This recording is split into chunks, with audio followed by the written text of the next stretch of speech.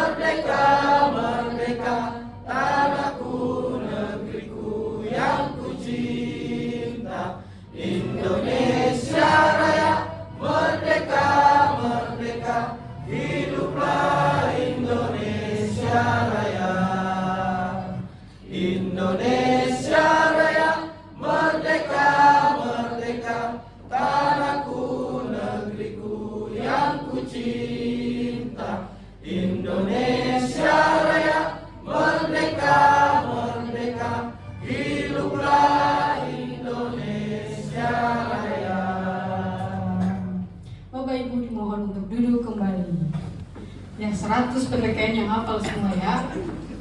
Mohon maaf atas gangguan teknis tadi.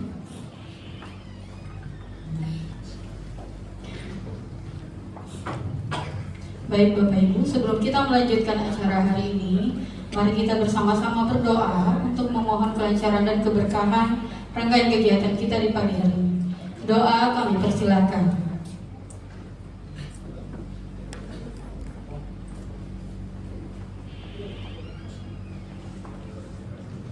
Doa selesai.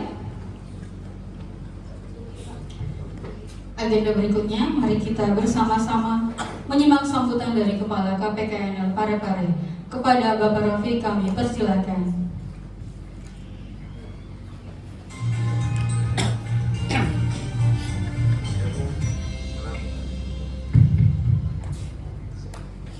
Mungkin Bapak Ibu yang masih di belakang, masih ada yang kosong di depan. Ya, silakan. Nanti kalau lebih dekat, lebih hangat kayaknya ya. Silakan Bapak Ibu sekalian. Nanti yang mungkin berhak yang datang belakangan mungkin nanti bisa di belakang. Ya, terima kasih Bapak Ibu sekalian. Bismillahirrahmanirrahim. Assalamualaikum warahmatullahi wabarakatuh. Alhamdulillah. Puji syukur kepada Allah SWT, kami ucapkan selamat datang kepada Bapak Ibu sekalian, perwakilan dari kementerian dan juga lembaga yang ada di lingkungan KPKNL Parepare ini. Yang pertama mungkin dari Kepolisian Republik Indonesia, kami ucapkan selamat datang Bapak dan hadir di kantor kami. Yang kedua, ini kementerian baru ya, Kementerian Imigrasi dan Pemasyarakatan. Di lambang Bapak sudah imigrasi pemasyarakatan? Belum ya? Kemudian dari Kementerian Keuangan, selamat datang. Kemudian dari Kementerian Agama, beberapa ada dari IAIN, dari Kementerian Agama, selamat datang. Dari Kejaksaan tinggi, selamat datang dari Mahkamah Agung, selamat datang dari Kementerian Perhubungan. Kami ucapkan selamat datang. Dan yang belum dari mana ya? Dari Badan BPS ada? Ada, kami ucapkan selamat datang. Ada yang belum Bapak Ibu sekalian? Sudah semua ya? Terima kasih hadirin Bapak Ibu sekalian. Yang pertama kami mohon maaf, di akhir tahun kami terpaksa mengundang Bapak Ibu sekalian pada kesempatan hari ini untuk hadir di kantor kami di KPKNL Parepare. Meskipun kemarin sempat ada penghematan ya Bapak Ibu sekalian ya, kami terpaksa mengundang dan kami mengkonfirmasi kehadiran Bapak Ibu sekalian karena memang ada hal yang perlu kami sampaikan pada kesempatan hari ini. Karena memang mulai tanggal 1 Desember ini Bapak Ibu sekalian nanti kalau mau mengajukan lelang tidak lagi menggunakan aplikasi lelang yang lama. Sekarang sudah menggunakan aplikasi lelang Indonesia yang generasi kedua. Generasi pertama sudah close, kita hanya menyelesaikan permohonan yang diusulkan sampai dengan 30 November kemarin. Sedangkan nanti Bapak Ibu sekalian ketika akan memohonkan sudah menggunakan aplikasi lelang generasi kedua. Nah, dalam lelang Indonesia generasi kedua nanti akan diterangkan lebih lanjut oleh para pelelang kami tentang bagaimana Bapak Ibu sekalian nanti harus memohonkan tentang lelang itu sendiri. Dan tentu saja tidak hanya memohonkan, tetapi ternyata juga harus ada akun yang nanti dimiliki oleh Bapak Ibu sekalian. Ada sedikit perbedaan, kalau biasanya itu dalam satu kantor bisa banyak akun, sekarang hanya mewakili dari kantor tersebut, gitu ya. Itu yang pertama Bapak Ibu sekalian. Kemudian yang kedua, bahwa nanti bisa mulai mulai akhir Desember ini ada satu keputusan Menteri Keuangan tentang penaksiran barang milik negara, khususnya kendaraan bermotor. Jadi sesuai dengan peraturan pemerintah nomor 27 maupun peraturan pemerintah nomor 28 tahun 2020 tentang pengelolaan BNN dan juga BMD, dan juga sudah dijawatakan dalam peraturan Menteri Keuangan lainnya, baik itu utamanya untuk pemindah tanganan di MK 111 sebagaimana di pasal 165, bahwa Bapak Ibu sekalian diberikan kewenangan untuk melakukan penaksiran atas BNN yang akan dilakukan pemindah tanganan, khususnya yang selain tanah dan juga bangunan. Nah, nanti di dalam keputusan Menteri Keuangan ini nanti akan ada beberapa cara bagaimana menaksirnya. Apa saja yang nanti dilihat, apa saja yang nanti disesuaikan, sumber dan bahannya nanti dari mana saja, nanti akan disampaikan oleh penilai kami. Tentu saja Bapak Ibu sekalian, kalau tadi lelang Indonesia generasi kedua Bapak Ibu sekalian harus punya akun, di dalam naksiran ini Bapak juga nanti harus punya akun. Kenapa? Karena bahan atau data yang nanti akan dikumpulkan akan dipakai Bapak Ibu sekalian nanti akan ada di namanya satu aplikasi namanya sistem informasi penilaian. Jadi kalau kami biasanya kalau kami dipenilai, kami ketika menggunakan pendekatan pasar maka kami harus mencari beberapa pembanding yang hampir sama. Nah, kami sekarang sediakan itu di dalam satu aplikasi namanya SIP. Ketika Bapak Ibu sekalian, mungkin dari Bapak Ibu sekalian yang kejaksaan yang sering mohon langsung kepada kami gitu ya, itu kan memohonnya lewat SIP. Nah, nanti ketika Bapak Ibu sekalian punya akun SIP, nanti tinggal buka SIP, nanti data terkait dengan lelang untuk kendaraan apapun ada di situ. Bahkan tidak hanya di wilayah KPKNL Parepare, seluruh Indonesia nanti data itu ada, dan itu yang nanti akan dipakai oleh Bapak Ibu sekalian. Nah, nanti penilai akan menjelaskan bagaimana menggunakan datanya, kemudian bagaimana cara menaksirnya, ada di dalam keputusan Menteri Keuangan tersebut. Nanti akan diberikan contohnya, kemudian nanti juga akan bagaimana caranya, Excel dan sejenisnya nanti akan disampaikan. Dan semoga kedepannya kami bisa memberikan kepada ibu-ibu sekalian, semoga ini ya, kita berharap bisa memberikan video tutorial nanti, mungkin tahun depan terkait dengan bagaimana penaksiran tersebut. Tapi ini hari ini kami akan sampaikan ke Bapak Ibu sekalian bagaimana caranya. Jadi ini menjadi salah satu langkah bagi kami supaya Bapak Ibu sekalian tidak terlalu lama ketika harus menunggu kami melaksanakan penilaian, karena kami memang penilaiannya hanya 2 ya, hanya ada 2 tenaga fungsional untuk itu, sehingga kami memberikan Kementerian Keuangan sesuai dengan amanat PP 27 memberikan contoh kemudahan kepada Bapak Ibu sekalian untuk bisa melakukan penaksiran khususnya untuk kendaraan bermotor.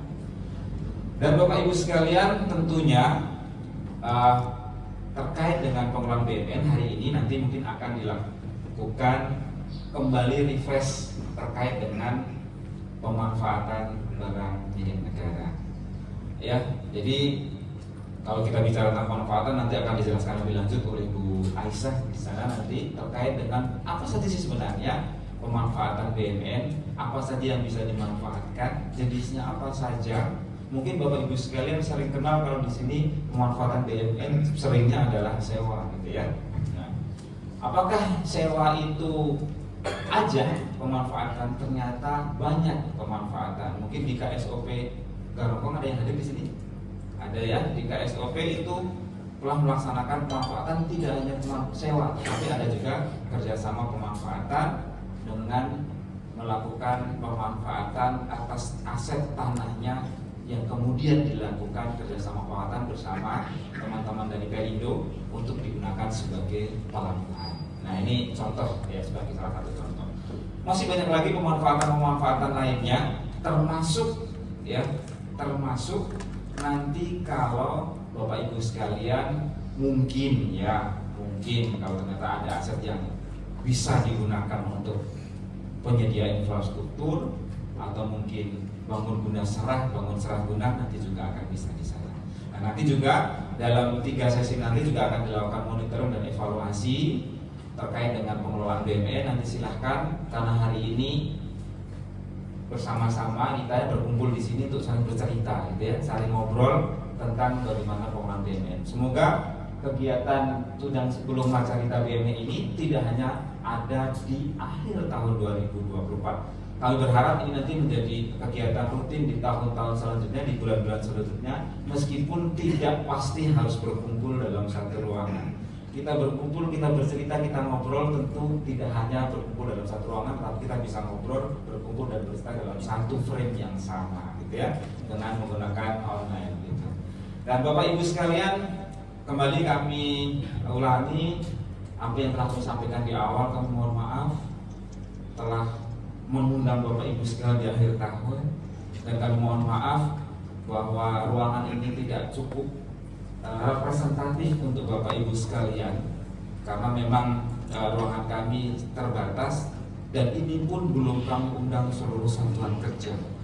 Karena kalau kami undang seluruh satuan kerja itu mungkin sampai harus habis ini ya, gedung ini gitu ya, untuk berkumpul di sini. Kami ada hampir 300-an satuan kerja, kalau dikumpulkan di sini tidak akan cukup. Dan kenapa kami undang contoh Kementerian Agama hanya Kemenak saja, semoga gitu ya bisa menularkan kepada jajaran satuan kerja yang ada di MPR dan sejenisnya. Dan Bapak Ibu sekalian, kembali lagi mengucapkan terima kasih atas kehadirannya pada kesempatan hari ini. Semoga hari ini kita benar-benar bisa berkumpul dan bercerita. Semoga semoga kita bersama-sama bisa berdiskusi, bisa ngobrol tentang pengelolaan BUMN. Silahkan Bapak Ibu sekalian nanti sampaikan permasalahannya ketika di dalam monitoring dan evaluasi nanti apa saja, dan semoga itu bisa kita selesaikan bersama di sini. Dan seandainya tidak bisa selesaikan di sini, pasti kami akan berusaha untuk tetap melayani Bapak Ibu sekalian dan menyelesaikan permasalahan yang ada di kita semua. Untuk yang terakhir, sekali lagi terima kasih atas kehadirannya. Mohon maaf atas segala khilaf dan kesalahan. Billahi taufiq wal hidayah. Assalamualaikum warahmatullahi wabarakatuh. Waalaikumsalam. Terima kasih atas sambutan Pak Rofi. Kami akan sangat berterima kasih apabila Bapak bisa membersamai kegiatan sampai akhir nanti. Namun apabila Bapak ada agenda, kami persilakan untuk meninggalkan ruangan. Baik Bapak Ibu, memasuki acara yang sudah kita tunggu-tunggu bersama, yaitu cerita-cerita terkait BMN, terkait lelang dan penilaian. Nanti akan dimaparkan materi-materi dan juga selanjutnya akan silakan Bapak Ibu kalau mau cerita-cerita juga, mau bertanya, mau diskusi, mau menyampaikan masalahnya masing-masing ya. Sebagai informasi, nanti penanya terbaik akan diberikan bingkisan oleh panitia. Baik, sesi pertama kita akan membahas materi seputar pemanfaatan barang milik negara dan juga monitoring dan evaluasi terkait pengelolaan barang milik negara sepanjang tahun 2024 ini. Pemaparan akan disampaikan oleh Ibu Aisyah Nasution, Kepala Seksi Pengelolaan Kekayaan Negara KPKNL Parepare. Kepada Ibu Aisyah kami persilakan.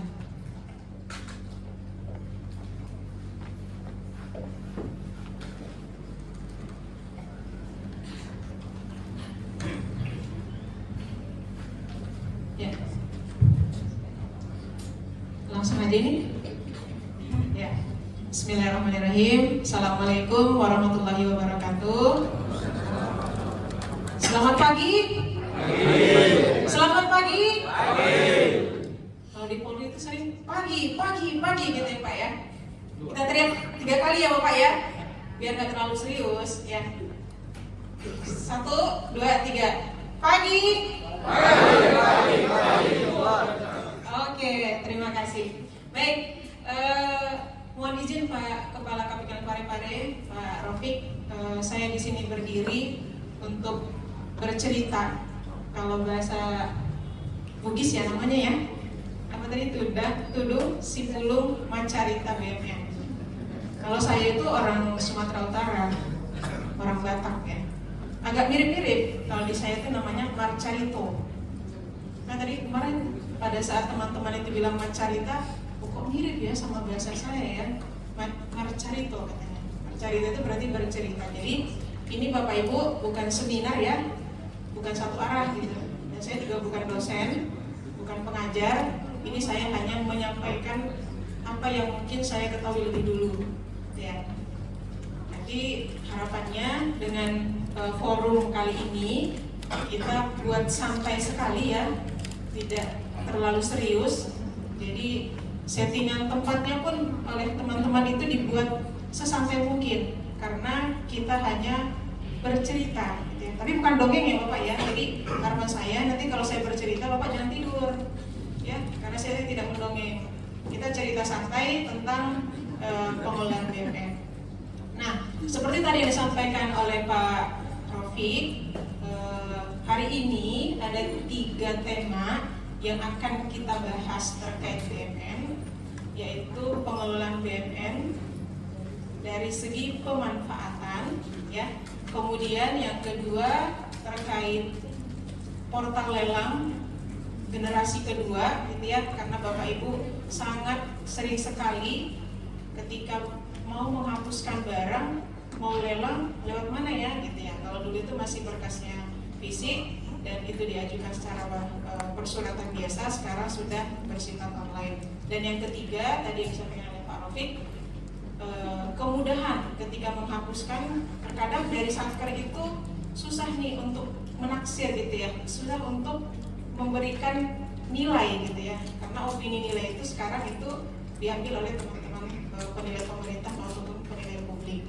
Nah, kali ini yang kita bahas adalah pemanfaatan BMN. Walaupun nanti sedikit akan kami singgung terkait pemindah tanganan, karena 2 topik berikutnya yaitu terkait penaksiran maupun lelang itu tidak terlepas dari salah satu siklus BMN pemindah tanganan.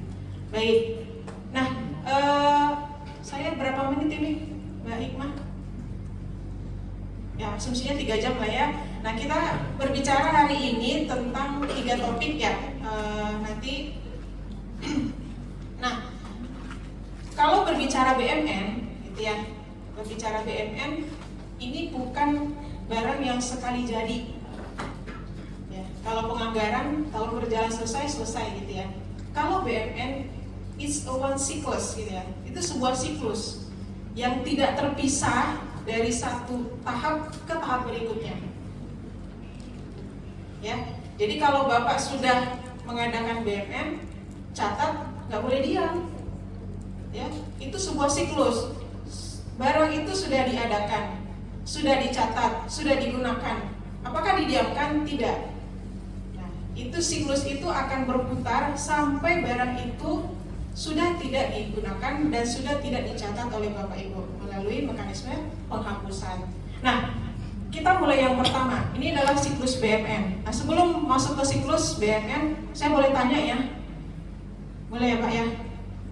Kira-kira BMN itu apa ya? Ini saya kenal banget nih sama Pak Agusman ini. Kira-kira BMN itu apa ya Pak ya? Barang milik negara itu apa ya Pak? Apa barang yang hanya ada di catatan Bapak, kemudian bisa digunakan satker lain, atau barang yang Bapak ambil dari Pemda? Kalau di Polri itu barang milik negara barang yang artinya dikuasai Polres sendiri dan ada dari pembagian dari Polda. Oke, baik. Kurang lebih benar ya. Jadi barang milik negara itu adalah seluruh barang ya, yang dibeli, ya, yang dibeli atau diperoleh, yang dibebankan oleh APBN ataupun perolehan lainnya yang sah, gitu ya. Perolehannya lainnya yang sah. Nah, kalau perolehan lainnya yang sah itu, misalnya tadi Pemprov Sulawesi Selatan gitu ya, memberikan tanah di Pinrang kepada KPU Pinrang. Ada ya KPU ya? Nah, KPU Pinrang. Nah, ini bisa nggak dijadikan BMN? Bisa, melalui mekanisme hibah. Nah, salah satu perolehan lainnya yang sah itu adalah hibah. Ya, jadi pemerintah daerah memberikan ke kita, baik dia hibah masuk maupun hibah keluar. Nah, selain hibah, ada 3 lagi perolehan lainnya yang sah. Yang kedua adalah adanya putusan pengadilan, ya. Kemudian yang ketiga, adanya ketentuan peraturan perundang-undangan, atau yang keempat adanya perjanjian. Jadi kalau misalnya Bapak Ibu mendapatkan BMN bukan dari anggaran APBN gitu ya, yang masuk dalam perolehan lain yang sah itu masuk sebagai BMN. Nah, di dalam BMN tadi siklus pengelolaannya, sebelum kita masuk lingkaran-lingkaran yang jelimet ini gitu kali ya, kita lihat dulu ada asas, ya, ada asas di dalam mengelola BMN. Jadi asas ini menjadi pakemnya kita ketika mengelola BMN. Untuk apa? Agar tercipta tata kelola BMN yang bagus. Ya, yang pertama adalah asas fungsional. Asas fungsional ini artinya di dalam pengelolaan BMN, Bapak Ibu itu sebagai pengguna atau kuasa pengguna barang, masing-masing mempunyai tanggung jawab. Dan kami sebagai pengelola barang, fungsinya ada. Pengguna barang, kewenangannya ada, tanggung jawabnya ada. Begitu juga dengan pengelola barang, tanggung jawabnya ada, kewenangannya ada. Nah, yang kedua, asas kepastian hukum. Ya, asas kepastian hukum itu adalah bahwa pengelolaan BMN ini harus didasarkan pada peraturan yang ada. Nah, kalau kita lihat payung hukumnya itu adalah di PP 28 tahun 2020 yang merupakan perubahan PP 27 tahun 2014. Nah, yang ketiga itu adalah asas transparansi, ya, transparansi atau keterbukaan. Jadi di dalam pengelolaan BMN itu kita harus melaksanakannya secara terbuka. Misalnya lelang nih, gitu ya. Lelang itu adalah penjualan publik di muka umum, gitu ya. Nah, semua orang itu harus tahu, apalagi sekarang lelang sifatnya online. Nah, ada unsur keterbukaan di dalamnya. Ketika barang ini akan dihapuskan, dipindah tangankan, maka harus ada unsur tadi asas keterbukaan tadi. Nah, yang keempat adalah asas efisiensi, bahwa di dalam pengelolaan BMN, ya, itu kita harus melihat kebutuhan dan penggunaannya, efisien apa tidak, gitu ya. Nah, nanti kita bahas di siklus pengelolaan BMN. Yang keempat, akuntabilitas. Ini dapat dipertanggungjawabkan, gitu ya, bahwa Bapak Ibu ketika barang hilang itu tidak serta-merta dihilangkan saja, tentu ada pertanggungjawabannya, ya, baik dia mekanisme TGR ataupun non TGR. Nah, itu asas keterbukaan. Dan yang terakhir adalah asas kepastian nilai. Kepastian nilai itu bahwa BMN yang kita peroleh, yang kita beli melalui APBN itu termasuk di dalam neraca. ya, di dalam laporan keuangan pemerintah. Ada nilai di dalamnya. Nah, masih mendengar ya Bapak Ibu ya? Saya masih bercerita ya. Oke. Nah, sekarang kita masuk kepada siklus BMN, ya, siklus pengolahan BMN. Kira-kira mulainya dari mana ini siklusnya? Adakah yang bisa bantu saya ini dari mana nih kira-kira mulainya siklus ini? Perencanaan, betul. Nah, perencanaan kebutuhan BMN. Kalau Bapak Ibu kemarin sudah selesai ya RKBMN ya? Sudah ya? Lagi diaudit di slot 1 ya? Nah, perencanaan kebutuhan BMN ini, itu RKBMN yang kita kenal secara teknis, itu adalah melihat seberapa besar kebutuhan atas BMN di masing-masing pengguna ataupun kuasa pengguna barang. Tahun ini kita melakukan SBSK, pengukuran standar barang, standar kebutuhan untuk TNI Polri ya, TNI Polri di tahun ini. Tahun yang lalu di Kementerian Kejaksaan, kemudian Mahkamah Agung. Tahun sebelumnya di Kementerian Perhubungan. Apa sih urgensinya kita melakukan SBSK? Salah satunya adalah perencanaan kebutuhan. Jadi di PMK 172 tahun 2020 kita melihat sebenarnya di Bapak Ibu butuhnya apa ya terkait BMN. Jadi kalau di SBSK ini sudah terpenuhi, ini kita bicara tanah bangunan dulu ya, karena SBSK tidak menyentuh pada barang-barang selain tanah bangunan. Untuk kendaraan itu tidak melalui mekanisme SBSK. Yang kita lihat itu untuk tanah bangunan. Misalnya Bapak menambah pegawai, misalnya di Kejaksaan Sopeng misalnya ya, nambah 100 pegawai. Sementara luas tanah tidak mencukupi untuk penambahan pegawai ini. Nah, itu yang kita potret di dalam SBSK. Jadi rencana kebutuhan, nah itu dituangkan di dalam RKBMN. Dari perencanaan kebutuhan, kemudian kita masuk ke penganggaran. Itu yang diusulkan ke slot 1, kemudian nanti dibahas di tingkat Direktorat Jenderal Anggaran. Apakah tadi yang kita usulkan kebutuhan itu ada gak dananya gitu ya? Cukup gak dananya? Ataukah itu akan di carry over di tahun berikutnya? Nah, dari penganggaran, ketika itu sudah turun, maka kita lakukan pengadaan, pembelian BMN, ya, pengadaan. Setelah pengadaan, kita catat, masuklah kita siklus pertama di dalam pengolahan BMN yang sering Bapak lakukan adalah penetapan status penggunaan, betul. Nah, penggunaan BMN, kenapa BMN itu harus ditetapkan status penggunaannya? Kira-kira apa ya Pak ya? Ada yang mau bantu saya?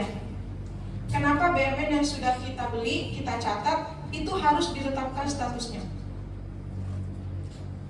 Boleh bantu Pak? Supaya jelas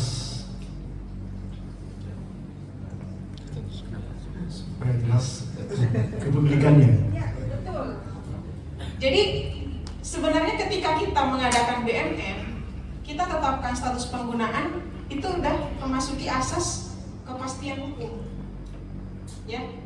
Artinya Bapak Ibu sudah merencanakan, sudah diberikan anggaran, sudah dibelikan.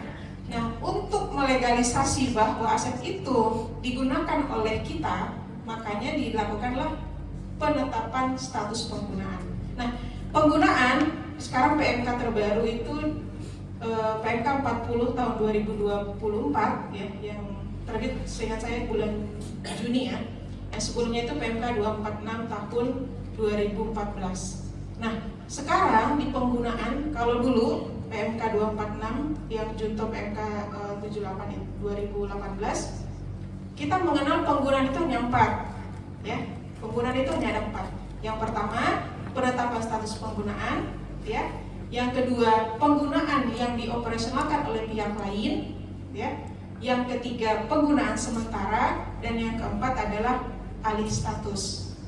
Hanya 4 kalau dulu, dari dulu kita. Cuman Bapak Ibu mungkin lebih seringnya itu adalah PSP ya.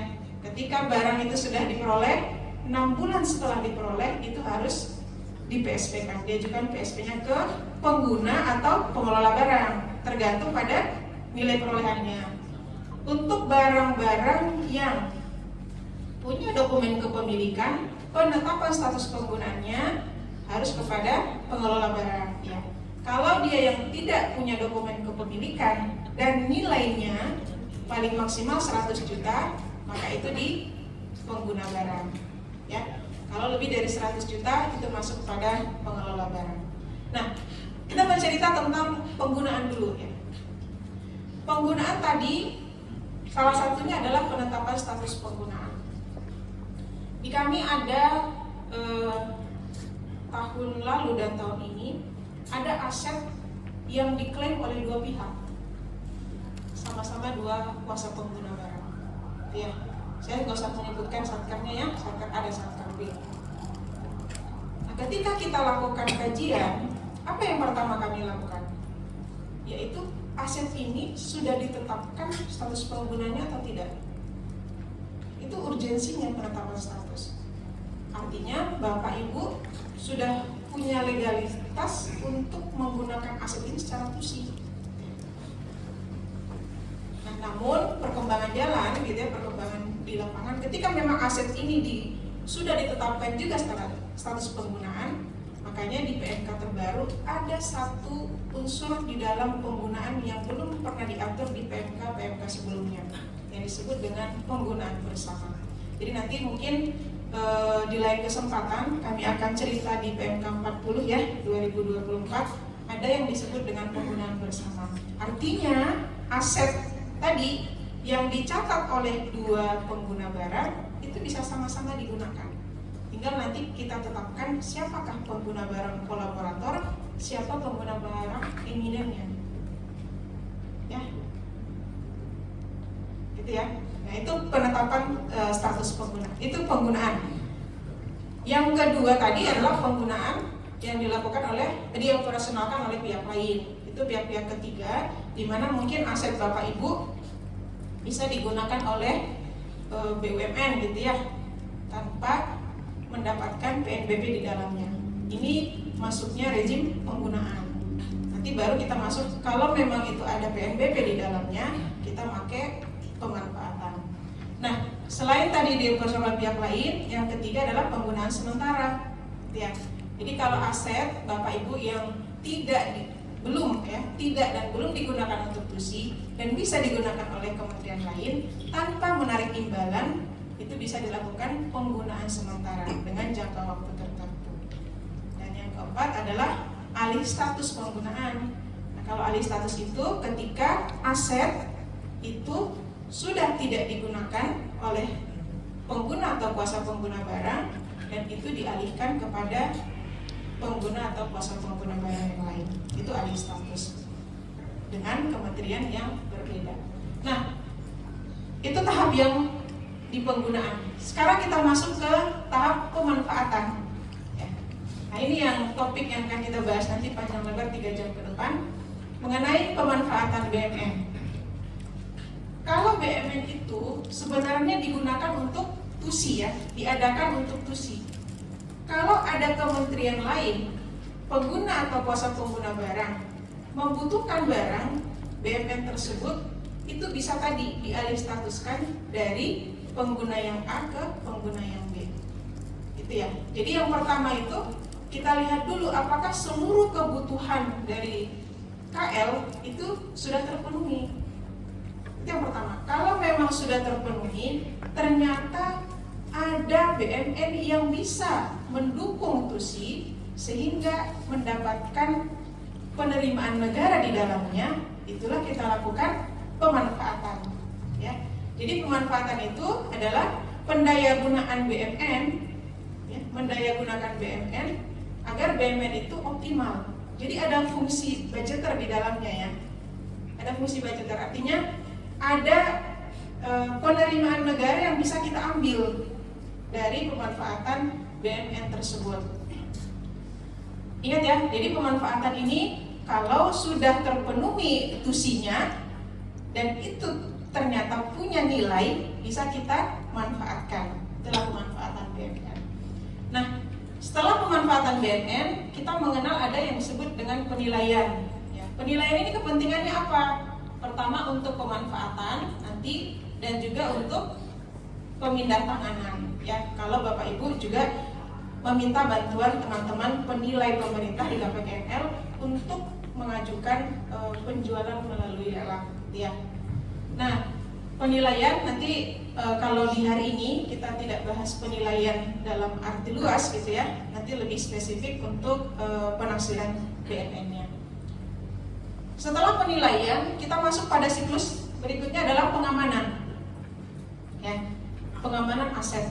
Kalau di PP 28 tahun 2020, saya di pasal 42 bahwa pengguna barang dan kuasa pengguna barang itu wajib mengamankan aset yang ada di dalam penguasaannya. Ya, wajib mengamankan aset yang ada dalam penguasaannya. Nah, pengamanan itu dalam bentuk apa kira-kira ya Bapak Ibu ya? Pengamanan itu bisa dalam 3 bentuk. Pertama adalah pengamanan secara fisik. Pengamanan fisik gitu ya. Kalau misalnya kita punya aset ya, kita amankan secara fisik, kita pagarin gitu ya. Ya Pak ya. Kita pasang patok-patok biar tidak digunakan oleh pihak lain. Itu pengamanan secara fisik. Atau kita gunakan. Nah, penggunaan aset itu adalah bukti nyata pengamanan secara fisik. Jadi jangan sampai kita punya aset itu tidak diamankan. Kalau tidak diamankan, terindikasi idle, wajib diserahkan ke kami. Ya, jadi BMN yang tidak digunakan dan terindikasi idle itu wajib diserahkan ke pengelola barang. Ya. Nah, itu pengamanan yang pertama, pengamanan secara fisik. Yang kedua, pengamanan secara administratif, gitu ya, Bapak Ibu mencatat di SIMA, kok SIMA ya? Saya ingatnya yang lama ya. SIMAN ya, di SIMAN itu salah satu pengamanan secara administratif. Sudah dicatat, ya, karena sudah terungkap di dalam neraca di laporan keuangan pemerintah. Itu tertib secara administrasi. Itu pengamanan secara administrasi. Dan yang terakhir adalah pengamanan secara hukumnya. Kalau aset-aset itu gitu ya berupa tanah misalnya, pengamanan hukumnya seperti apa kira-kira Pak ya? Sertifikatkan. Iya, betul. Disertifikatkan. Jadi pengamanan itu agar apa tadi? Tertib hukum, tertib fisik, dan tertib administratif. Ya. Nah, inline dengan itu ya Bapak Ibu ya, pengamanan ini kalau tadi barang-barang yang ternyata tidak digunakan untuk tusi, gitu ya, tidak dimanfaatkan, harus diserahkan kepada pengelola barang untuk ditetapkan sebagai BMN idle sesuai dengan PMK 71 tahun 2016. Ya, jadi kami ya kemarin itu mungkin sudah sedikit bergerilya ya ke tempat Bapak Ibu melalui Wasdal. Kita lihat nih mana nih kira-kira BMN yang sudah tidak mungkin digunakan lagi, daripada idle gitu ya menjadi beban ke negara, serahkan ke pengelola barang. Nanti pengelola barang yang melihat kebutuhan di sektor-sektor lainnya. Apalagi sekarang ya dengan pemekaran ya, penambahan kementerian lembaga ya, tentu membutuhkan aset-aset yang akan digunakan untuk tanah gedung perkantoran. Ya. Nah, itu terkait pengamanan aset. Kemudian pemeliharaan, ya ini sudah rutin kita lakukan ya, pemeliharaan Bapak Ibu ya. Pemeliharaan ini sebenarnya pemeliharaan ini berkaitan juga dengan pemanfaatan. Ya, kalau pemanfaatan tadi mendayagunakan aset untuk optimalisasi, dia juga punya 2 kelebihan gitu dengan pemanfaatan. Pertama yaitu dia menghasilkan PNBP, dan yang kedua adalah cost saving. Ya, cost saving artinya ketika tadi Bapak Ibu sudah mendayagunakan, mengoptimalkan BMN, Bapak Ibu tidak harus mengeluarkan biaya pemeliharaan, karena semua biaya pemeliharaan itu menjadi tanggung jawab pihak ketiga, mitra, ketika kita melakukan pemanfaatan. Ya, jadi pemeliharaan ini tentunya kalau dia sudah digunakan untuk pemanfaatan, ini kita selain mendapatkan tadi PNBP gitu ya, dari sewa gitu ya, dari KSP gitu ya, KSPI, kita menekan APBN. Jadi beban ke negaranya berkurang Pak. Ya, negara tidak harus lagi menganggarkan biaya pemeliharaan. Misalnya Bapak punya aset nih, ya, aset berlebih, ibaratnya bisa dioptimalkan untuk pemanfaatan. Kalau tidak dimanfaatkan oleh pihak ketiga, Bapak Ibu kan harus menganggarkan nih pemeliharaannya, ya. Belum lagi nanti untuk merenov, belum merehabilitasi. Nah, melalui nanti pemanfaatan, setidaknya ada cost saving di dalamnya. Kemudian berikutnya penatausahaan. Nah, penatausahaan ini yang lazim kita lakukan ya, pencatatan di dalam SIMAK BMN, di dalam SIMAN gitu ya. Nah, kemudian pemindah tanganan. Nah, pemindah tanganan itu merupakan salah satu bagian dari siklus BMN. Kalau pemanfaatan tadi mendaya gunakan tanpa mengubah status kepemilikan, ya. Jadi Bapak memanfaatkan aset itu nggak berubah status kepemilikannya, masih menjadi aset di satker. Tapi kalau pemindah tanganan dia sudah berubah kepemilikannya. Ya, pemindah tanganan itu ada beberapa. Kalau di PP 28 penjualan, ya, kemudian tukar menukar, hibah, satu lagi apa ya? Saya lupa. Ada yang bisa bantu ya? Satu lagi apa ya? Kalau dia pemindah tanganan, penjualan, tukar menukar, hibah. Oh, ini penyertaan modal pemerintah pusat. Kalau penyertaan modal pemerintah pusat itu untuk aset-aset yang diserahkan kepada BUMN. Nah, itu pemindah tanganan ya. Kalau lelang tadi merupakan bagian dari penjualan. Nah, setelah pemindah tanganan, ada juga yang disebut dengan pemusnahan. Nah, kalau pemindah tanganan itu yang mempunyai nilai ekonomis, itu ya, artinya dia masih bisa diserap oleh pasar. Kalau pemusnahan itu untuk aset yang tidak punya nilai ekonomis, ya, makanya dimusnahkan. Nah, yang terakhir adalah penghapusan.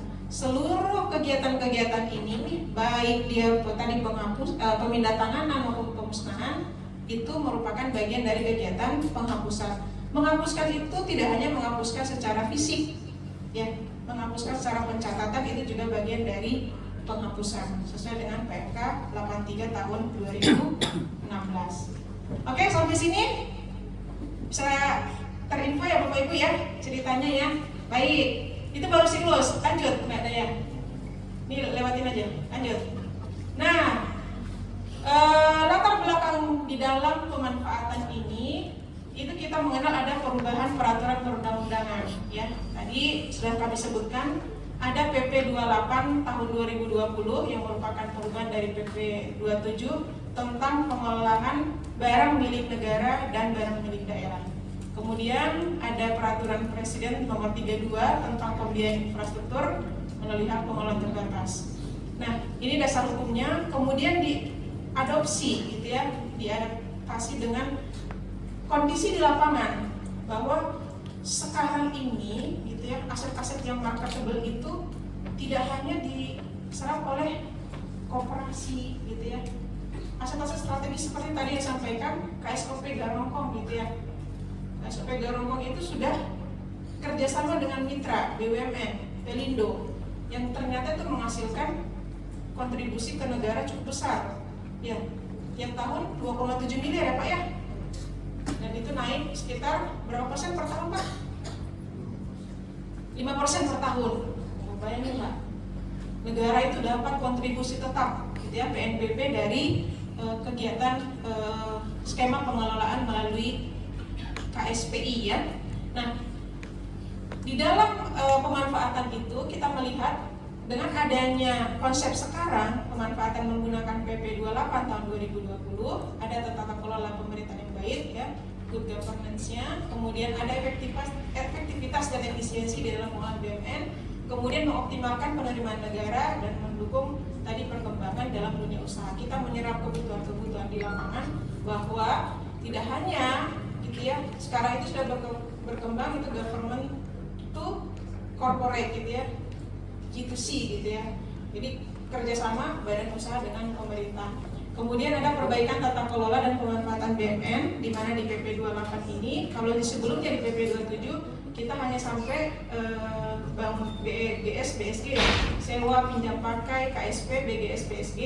Kemudian di PP 28 kita mengenal dua skema yang lainnya, yaitu KSPI dan Ketupi, kerjasama terbatas untuk pembiayaan infrastruktur. Lanjut, Mbak Daya. Lanjut. Nah, ini simplifikasi dalam peraturan BMN. Sampai jam berapa, Hikmah? Oh, masih lama. Oke. Nah, ini simplifikasi peraturan dalam pemanfaatan BMN ya. Kalau dulu Bapak Ibu masih ingat kan PMK 33 tentang sewa? PMK 33 ya, kalau dulu ya. Kemudian perubahannya di PMK 57 tahun 2016. Nah, dulu terpisah sewa pakai PMK 57 gitu ya. Kalau KSPI dia PMK 164 gitu ya. Nah, sekarang peraturan-peraturan yang dulu itu disimplifikasi, dibuatkan di dalam satu peraturan yang mencakup seluruh skema pengelolaan. Itulah di PMK 115 tahun 2020. Nah, jadi di PMK 115 tahun 2020 ini ya dia dalam satu aturan sudah mencakup 6 skema pengelolaan, yaitu sewa, pinjam pakai, KSP, bangun guna serah, bangun serah guna, KSPI dan ketupi. Nah, ini kalau dulu mau sewa kita pakai peraturan ini, kalau mau KSP pakai peraturan ini. Sekarang itu disederhanakan dengan adanya PMK 115 tahun 2020. Lanjut.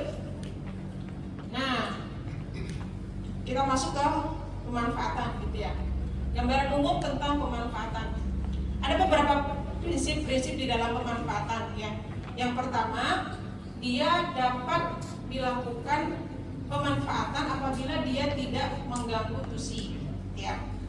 Jadi tadi mendayagunakan aset untuk mengoptimalkan asalkan dia tidak mengganggu tusi ya. Kemudian yang kedua, dia tidak mengubah status kepemilikan ya. Jadi kalau sudah selesai misalnya bangun guna serahnya, itu dikembalikan kepada satker. Jadi kepemilikannya tetap ada di satker. Kemudian yang ketiga, dia dilakukan terhadap BMN yang telah ditetapkan status penggunaannya. Jadi Bapak Ibu tidak boleh mengajukan sewa ke kami kalau belum di PSP kan. Ya. Jadi tadi itu yang di awal kami sampaikan bahwa BMN Bapak yang sudah catat itu semuanya wajib di PSP kan. Karena ketika mau dipindah tangankan harus ada dulu PSP. Ketika mau dimanfaatkan harus ada PSP-nya dulu, ya. Nah, kemudian yang keempat prinsipnya adalah pemeliharaan dan pengamanan BMN menjadi tanggung jawab mitra, ya. Pemeliharaan dan pengamanan ini menjadi tanggung jawab mitra. Itu yang tadi kami sampaikan bahwa dengan pemanfaatan kita bisa mengurangi beban APBN terhadap pemeliharaan aset termasuk pengamanannya. Kemudian bahwa di dalam pemanfaatan itu ada penerimaan negara yang wajib disetorkan ke kas negara, ya, kecuali ditentukan oleh undang-undang, gitu ya. Kalau misalnya Bapak Ibu di dalam pemanfaatan BMN ada yang disebut dengan PNBP fungsional ya, ada ya di beberapa Kementerian Perhubungan menggunakan PP tarif. Nah itu tidak pakai PP 28, tapi pakai PP tarif yang berlaku di masing-masing kementerian lembaga. Kalau PP tarif itu berarti untuk tusi, ya ingat ya Bapak ya. Misalnya bandar udara gitu ya, bandar udara melakukan kegiatan pelayanan penerbangan. Nah kalau dia mendukung tusi itu menggunakan PP tarif, tapi di luar tusi itu menggunakan PP 28 tentang pemanfaatan BMN. Nah kemudian BMN yang menjadi objek pemanfaatan dilarang dijaminkan atau digadekan, ya. Jadi kalau tanah Bapak sewakan, jangan sampai penyewanya dijadikan jaminan di Bank BRI, tidak boleh Pak ya. Itu menjadi tanggung jawab. Jadi BMN itu tidak boleh yang dimanfaatkan tidak dijaminkan atau digadekan. Kemudian prinsip yang berikutnya adalah penilaian dalam rangka pemanfaatan BMN dilakukan oleh penilai. Nah, untuk pemanfaatan nilai sewa, nilai KSP-nya itu masih menggunakan kami, ya. Penilai pemerintah ataupun publik. Jadi mengajukan sewa, nilainya berapa? Minta dulu penilaian ke KPKNR. Tapi kalau dia tadi pemindah tanganan, nanti mungkin sudah diberikan kewenangan ke Bapak Ibu untuk mengusulkan nilai limit. Baru pengusulan nilai limit.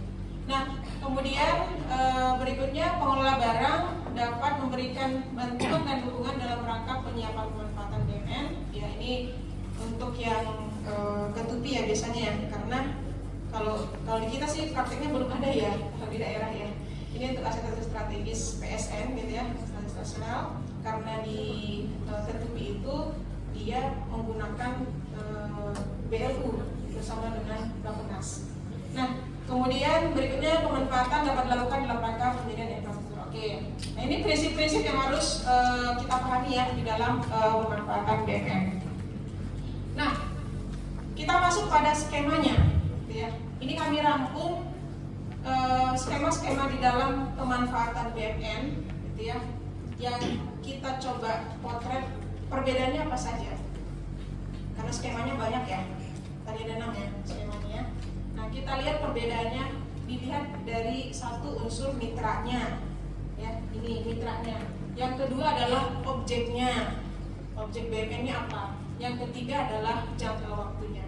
Jadi ada 6 skema pemanfaatan dilihat dari 3 unsur. Ini unsur-unsurnya, ini skemanya. Kita masuk yang pertama adalah sewa. Nah, sewa ini yang lazim, Bapak Ibu. Kira-kira di sini ada satker yang belum mengajukan sewa belum? Ada. Yang paling sering adalah Polres, ya, Pak ya. Polres banyak nih sewa. Kemenak ada sewa aula ya. Kalau pengadilan negeri ada nggak Bu? Belum ya. Kantin? Enggak ya.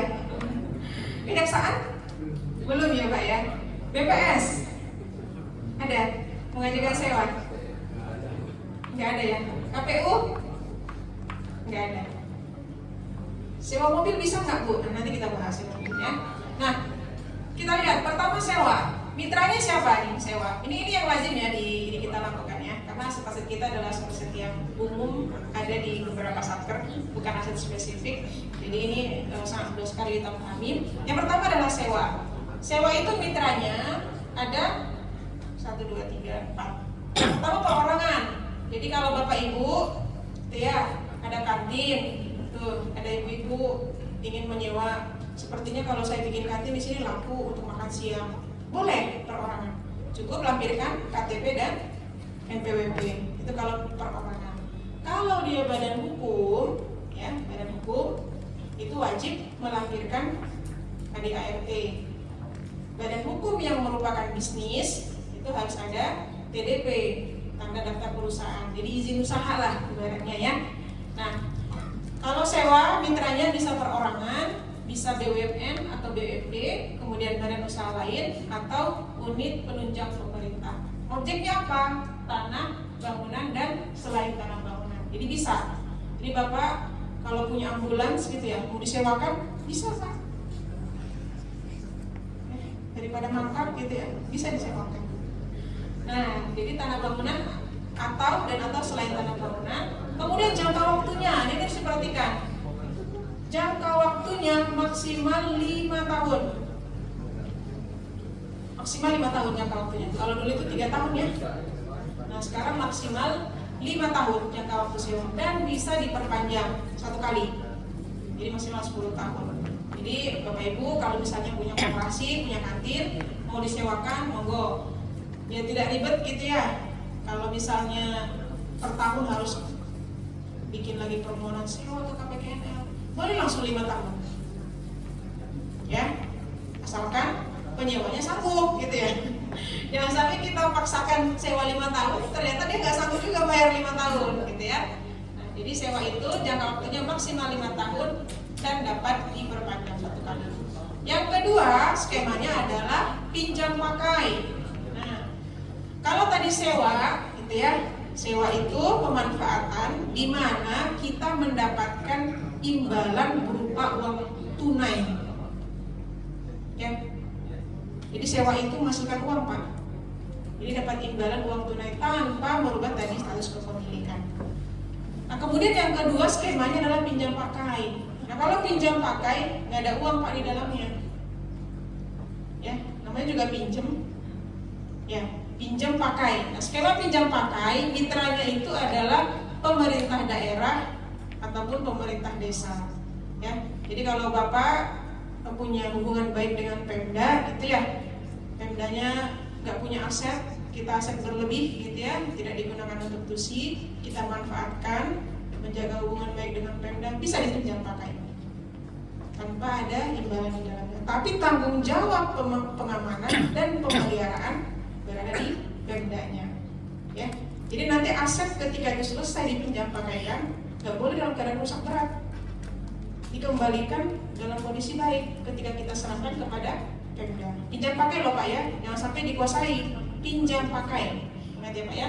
Nah, pinjam pakai objeknya apa? Tanah bangunan atau selain tanah bangunan. Jangka waktunya maksimal 5 tahun. Ya, maksimal 5 tahun pinjam pakai dan dapat diperpanjang. Ini banyak nih case-case-nya nih kami nih. Kok asik kan pinjam pakai gitu ya Pak? Ternyata disertifikatkan tanahnya. Ya, Pemdanya lupa kalau itu pinjam pakai. Ada perjanjiannya padahal ya. Ini terlalu apa namanya, inovatif gitu ya Pemdanya. Ini tanahnya kementerian udah berasa digunakan 10 tahun gitu ya, disertifikatkan atas nama Pemda Pak. Nah, itu tidak boleh ya. Namanya juga pinjam pakai. Oke, kecuali setelah pinjam pakai kita hibahkan, ya, kecuali dihibahkan. Baik, yang ketiga skemanya adalah KSP, kerjasama pemanfaatan. Nah, mitranya itu adalah BUMN atau BUMD, swasta, kecuali perorangan. KSP itu nggak bisa perorangan Pak.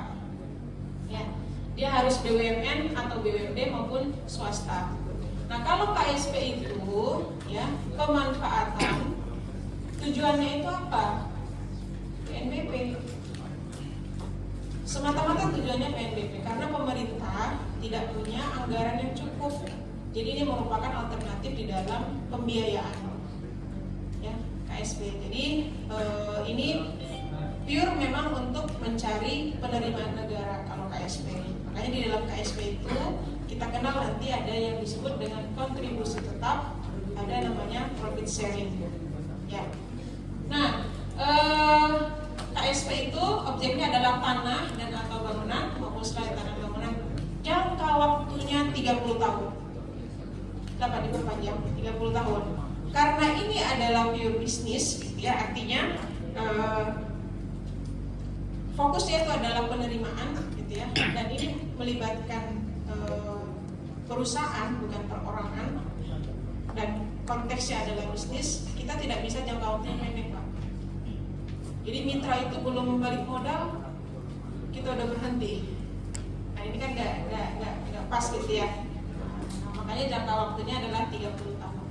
Yang keempat adalah BGS atau BSG, bangun guna serah dan bangun serah guna. Kira-kira apa Pak perbedaannya ya? Bangun guna serah dan bangun serah guna. Kalau bangun guna serah itu, ya pemanfaatannya itu nggak mungkin selain tanah bangunan, namanya juga bangun ya Pak. Mungkin kendaraan dibangunnya. Jadi kalau di objeknya pasti tanah. Ya, objeknya tanah. Jadi kita punya tanah, gitu ya. Mitranya siapa? Kita lihat dulu. Mitranya itu bisa BUMN, BUMD, swasta, kecuali perorangan dan badan hukum lainnya.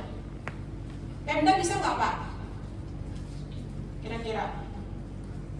Tidak ya. Kalau Pemda pakai apa tadi? Pinjam pakai. Nah kalau bangun guna serah itu, jadi kita punya aset berupa tanah, dibangunkan oleh pihak ketiga, ya, dibangunkan, digunakan, kemudian diserahkan. Setelah selesai periodenya Pak, serahkan kepada satker. Itu bangun guna serah. Kalau bangun serah guna dibangun oleh mitra, diserahkan dulu, ya, kepada satkernya, baru digunakan. Hanya tahapannya saja ya. Kalau bangun guna serah itu setelah dibangun, gunakan aja dulu sesuai dengan perjanjian berapa lama baru diserahkan. Setelah selesai serahkan ke satker. Kalau dia bangun serah guna, kita bangun, serahkan dulu ke satker tadi yang memiliki aset tanahnya, baru digunakan oleh pihak ketiga yang berwenang. Jangka waktunya berapa? 30 tahun. Ya, dan tidak dapat diperpanjang. Kalau BGS BSP itu tidak dapat diperpanjang. Yang kelima itu KSPI, kerjasama pemanfaatan infrastruktur, ya. Mitranya bisa perusahaan terbatas PT, kemudian BUMN atau BUMD, kemudian badan hukum asing. Nah ini bisa karena di infrastruktur ya, yang mencakup kebutuhan banyak gitu ya, kebutuhan masyarakat. Kemudian koperasi. Objeknya bisa tanah bangunan ataupun selain tanah bangunan. Jangka waktunya maksimal 50 tahun. Lebih lama dibandingkan KSP. Dan yang terakhir itu adalah kerjasama terbatas untuk penyediaan infrastruktur ataupun ketupi. Lanjut, Mbak Daya. Nah, kira-kira ada pertanyaan dulu? Nanti ya, sesi tanya jawab ada ya? Baik, oke, siap. Kita masuk kepada skema pertama, sewa. Sudah bosan belum ya Bapak Ibu? Sudah ya? Sambil dimakan snacknya Mbak ya? Sambil dimakan snacknya. Tapi kalau saya bicara sendiri di depan itu kayak apa ya? Kalau langsung tanya boleh aja lah ya, Iqbal ya? Oke, kita masuk sewa ya, sewa, mencerita tentang sewa dulu. Tahun ini kita ada berapa persetujuan ya? Sewa ya? Kira-kira Mbak Daya? Banyak lah ya persetujuan sewa ya. Nah, ketentuan umumnya di dalam sewa gitu ya, bahwa penyewaan BUMN itu dilakukan sepanjang memberikan manfaat ekonomi bagi pemerintah ataupun masyarakat. Nah ini ya, manfaatnya pemerintah apa? PNBP. Manfaatnya ke masyarakat bisa digunakan itu aset untuk berbisnis gitu ya. Artinya dia kantin, koperasi gitu ya, ataupun yang lainnya. Nah, penyewa itu dapat melakukan penerusan sewa kepada pihak lain dengan persetujuan pengelola ataupun pengguna barang.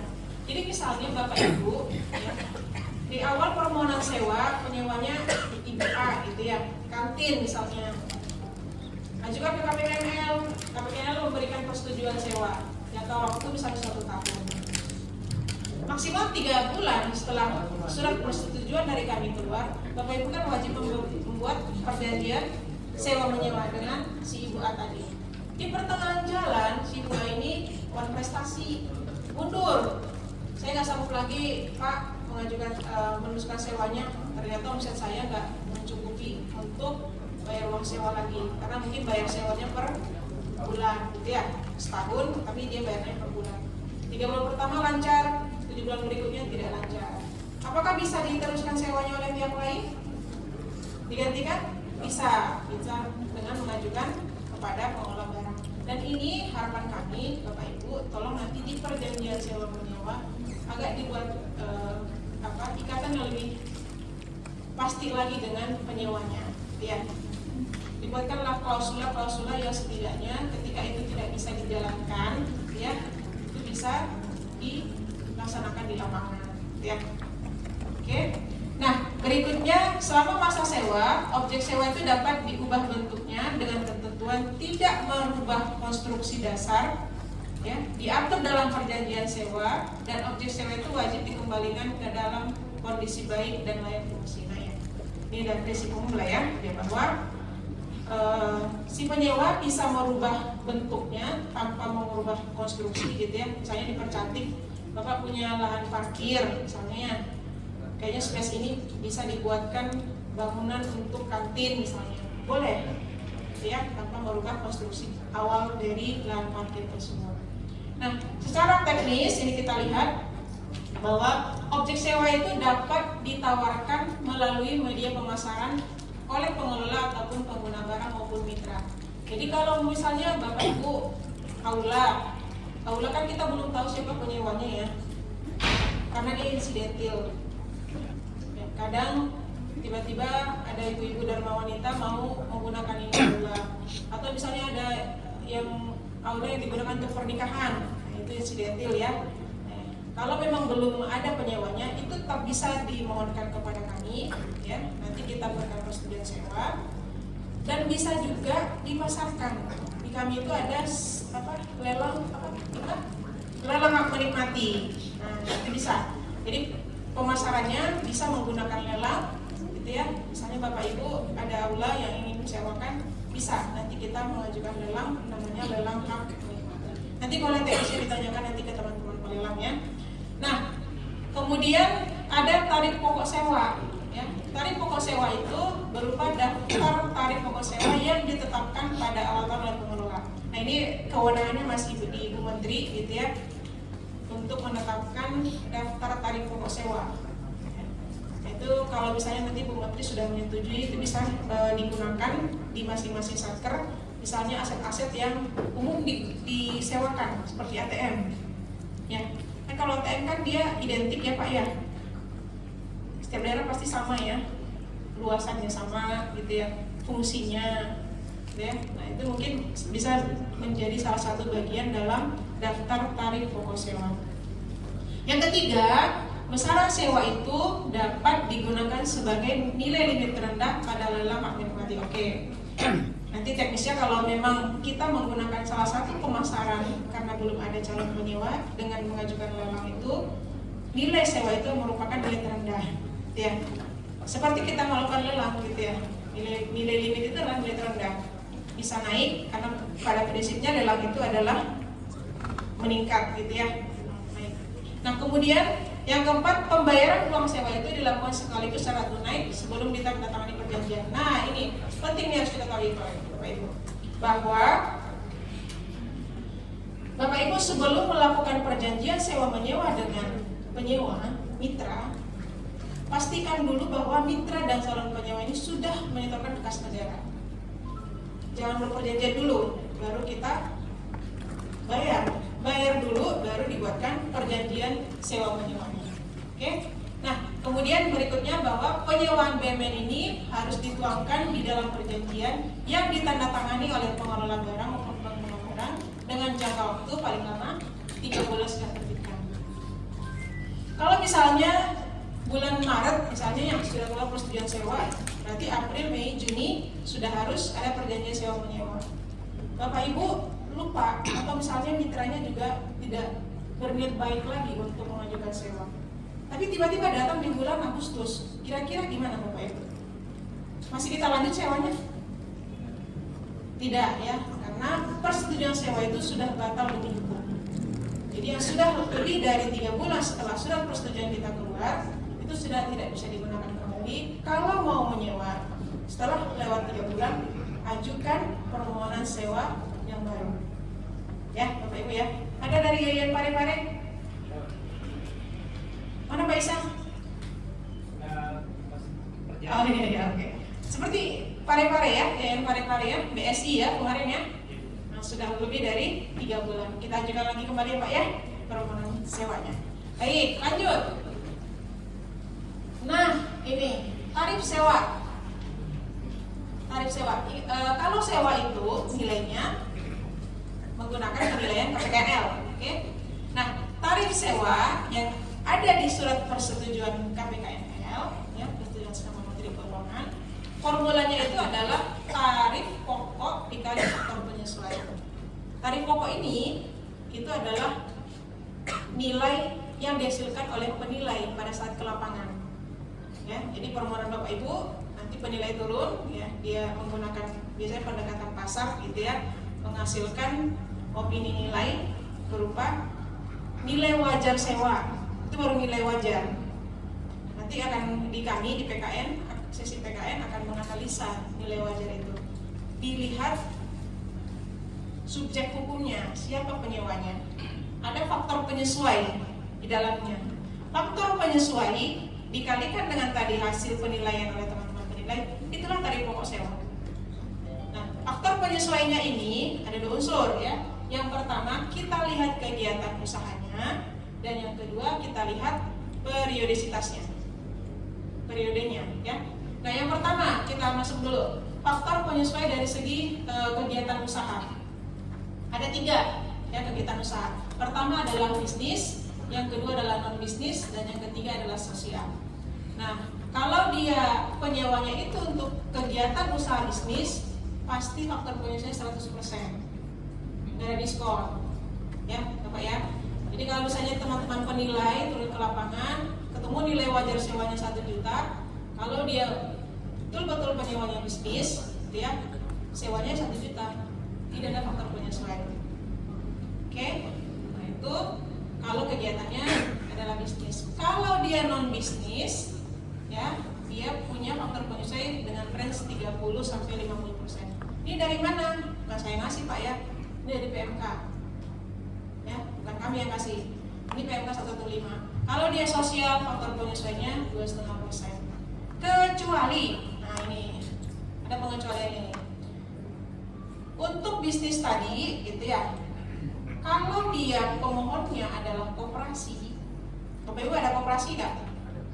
Ada ya, koperasi ya, ada koperasi pegawai ataupun koperasi sebenarnya. Kalau dia koperasi primer, koperasi Bapak Ibu yang beranggotakan pegawai-pegawai, baik dia ASN maupun TNI Polri, itu dapat faktor penyesuaian 50%. Jadi kalau tadi nilai sewa dari penilai itu, nilai wajarnya 1 juta, dikali 50%, jadi 500.000 tarif sewanya. Kalau penyewanya koperasi primer. Kalau dia koperasi sekundernya 75%, berarti Bapak Ibu sewanya 750.000. Ya. Kalau dia usaha mikro, ultra mikro, gitu ya, ultra mikro, mikro dan usaha kecil menengah, itu dapat faktor penyesuaiannya 25%. Berarti dia bayar 250.000. Nah, tapi apakah semua UMKM itu segampang itu dapat diskon? Tidak. Nah, di PMK 115 turunannya itu di KMK 213 2021 ya, ketentuan teknis tentang pemanfaatan itu bahwa untuk usaha-usaha UMKM wajib melampirkan izin usaha UMKM-nya gitu ya dari koperasi Kementerian KUMKM. Kalau sekarang kementeriannya apa tuh ya? Masih UMKM ya, KUMKM. Kemudian dia harus melampirkan laporan keuangannya. Kita bisa lihat skala bisnisnya memang dari bisnis usaha ini apakah memang UMKM atau tidak. Nah, itu nanti ranahnya di kami di Bapak. Nah, kemudian ada 15% untuk sewa yang diinisiasi oleh pengelola atau pengguna barang. Nah, ini kenapa kita kasih faktor penyesuaian 15%? Ini untuk menarik minat dari calon penyewa.